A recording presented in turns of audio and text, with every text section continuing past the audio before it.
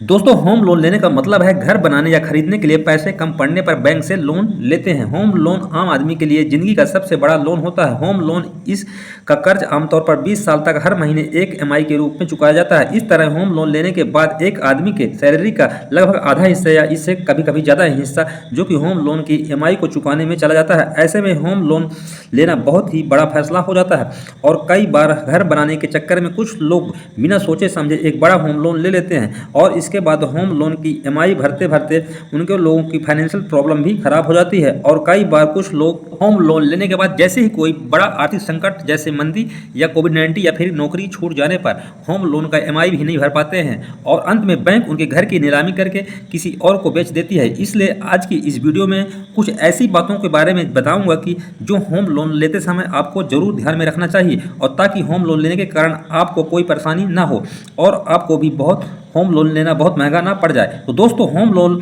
महंगा ना पड़े इसके लिए सबसे पहले आपको ध्यान में रखना है फेयर वैल्यू ऑफ होम, यानी आप जो घर खरीद रहे हैं उस घर की सही कीमत। तो दोस्तों सबसे पहले आपको इन बातों को समझना होगा कि आप जिस घर को खरीदने के लिए होम लोन लेने जा रहे हैं क्या आप उस घर को उसकी सही कीमत यानी फेयर वैल्यू पर खरीद रहे हैं या नहीं। कहीं ऐसा तो नहीं कि आप उस घर की कीमत कम है और आप उससे कहीं ज़्यादा कीमत में खरीद रहे हैं, क्योंकि फ्यूचर में आपको इस बात का बहुत पछतावा हो सकता है लेकिन तब तक बहुत देर हो चुकी होगी। इसलिए आपको घर की कीमत के बारे में घर खरीदने से पहले ही बहुत अच्छे से सोच विचार कर लेना चाहिए और फिर फैसला करना चाहिए कि आखिर वह घर किस कीमत पर वह ठीक रहेगा।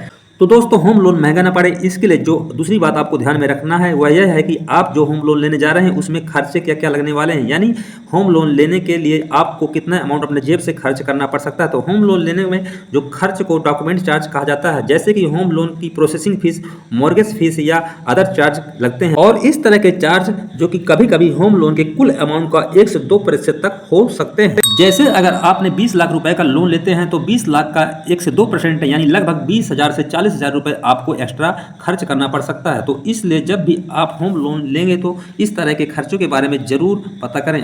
और दोस्तों इसके अलावा होम लोन महंगा ना पड़े इसके लिए जो तीसरी बातें आपको ध्यान में रखना है वह यह है कि home loan interest rate, type of interest. तो होम लोन पर लगने वाला ब्याज किस प्रकार का है। दोस्तों होम लोन पे लेते समय आपको कम से कम ब्याज दर तो लेना ही चाहिए और साथ साथ इस बात का ध्यान जरूर रखना चाहिए कि आपके होम लोन पर लगने वाला इंटरेस्ट रेट किस प्रकार का है।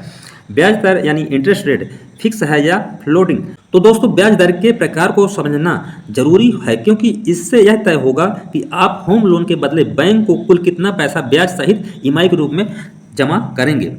और गाइस होम लोन पर अक्सर दो तरह के ब्याज दर ऑफर किए जाते हैं, पहला फिक्स इंटरेस्ट रेट, दूसरा फ्लोटिंग इंटरेस्ट रेट। अगर आपके होम लोन पर फिक्स इंटरेस्ट रेट है तो आपका यह लोन संपूर्ण अवधि में एक ही इंटरेस्ट रेट लगाया जाएगा, यानी पूरे 20 साल तक एक ही इंटरेस्ट रेट रहेगा और इस कारण पूरे लोन पीरियड में आपका ईएमआई जो लगभग एक जैसा ही रहेगा। लेकिन अगर आपके होम लोन पर फ्लोटिंग इंटरेस्ट रेट लगाते हैं तो यहाँ पर इंटरेस्ट रेट समय के साथ साथ बदलता रहेगा जिससे आपकी ईएमआई भी बदलती रहेगी। जैसे अगर फ्यूचर में बैंक होम लोन के इंटरेस्ट को बढ़ा देता है तो आपकी ईएमआई भी यहाँ पर बढ़ जाएगी और वही दूसरी तरफ अगर बैंक इंटरेस्ट रेट को कम कर देता है तो आपकी ईएमआई भी यहाँ पर कम हो जाएगी। तो यह भी आपको ध्यान में रखना चाहिए गाइस।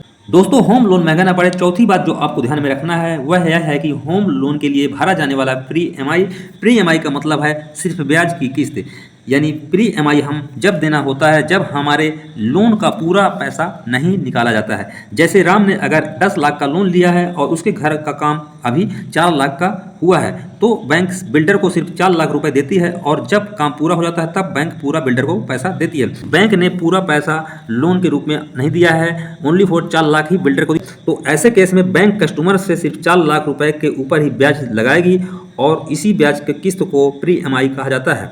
और प्री ईएमआई पैसा चुकाने का मतलब है आप सिर्फ लोन पर ब्याज दे रहे हैं और इसलिए प्री ईएमआई पूरी तरह से कस्टमर के पैसे का नुकसान होता है और ऐसे में आपने जो घर ले रहे हैं वह घर बिल्डर आपको देने में जितना देरी करेगा आपको बैंक को उतना ही समय प्री ईएमआई भरनी पड़ेगी और इसलिए होम लोन लेते समय आपको इस बात का ध्यान रखना चाहिए कि आपको कम से कम प्री ईएमआई भरना पड़े। दोस्तों होम लोन महंगा ना पड़े पांचवी बात जो आपको ध्यान में रखना है वो है कि होम लोन ईएमआई स्ट्रक्चर की समझ।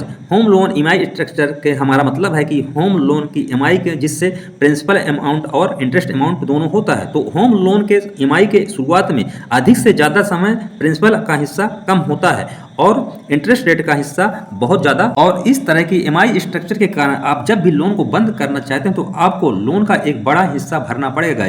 जैसे मान लीजिए कि मेरे दोस्त दीपक ने 10 लाख रुपए का बैंक से लोन 8.5% के हिसाब से फिक्स रेट पर लिया है। तो 20 साल के लिए इस तरह के दीपक की ईएमआई बनती है जो कि 8,697 रुपये। अब दीपक अगले 10 साल तक जो कि 8,697 रुपये ईएमआई भरते रहता है और फिर इस दीपक जो कि 10 साल पर कुल जो बैंक को यहाँ पर पैसा देता है 10,43,640 रुपये।